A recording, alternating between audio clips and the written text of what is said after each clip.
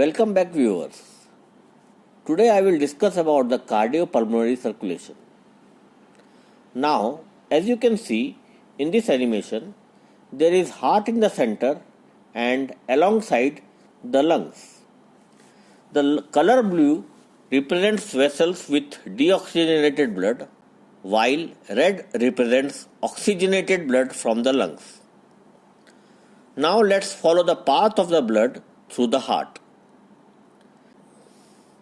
The superior vena cava is visible here, which receives blood from head, neck, upper limb and chest.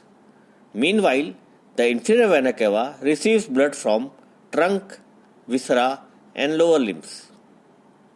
Both the superior and inferior vena cava ends up in the right atrium, which is one of the chambers of the heart.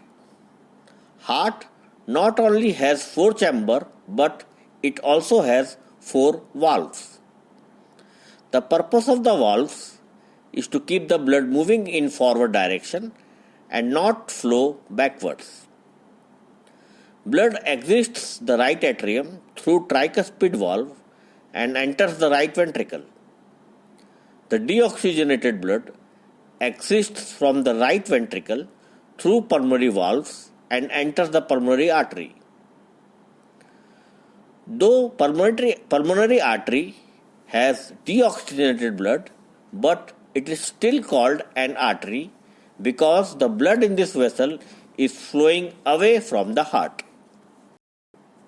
Now, as you can see in this video, the pulmonary trunk splits into left and right pulmonary arteries, which goes to their respective lungs.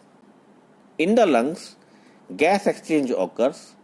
Blood discards carbon dioxide and accepts oxygen. This blood comes back to the heart via pulmonary vein, entering the left atrium and is pumped into left ventricle through the mitral or bicuspid valve. Finally, the oxygenated blood leaves the left ventricle through the aortic semilunar valve, entering the aortic arch. The aorta, which is the largest of all the arteries, distributes the oxygenated blood to the rest of the body, and this circulation of blood continues in a cyclical pattern throughout one's life. So viewers, thank you. Hope you like this video. Please like the video and subscribe to my channel. Please do share it.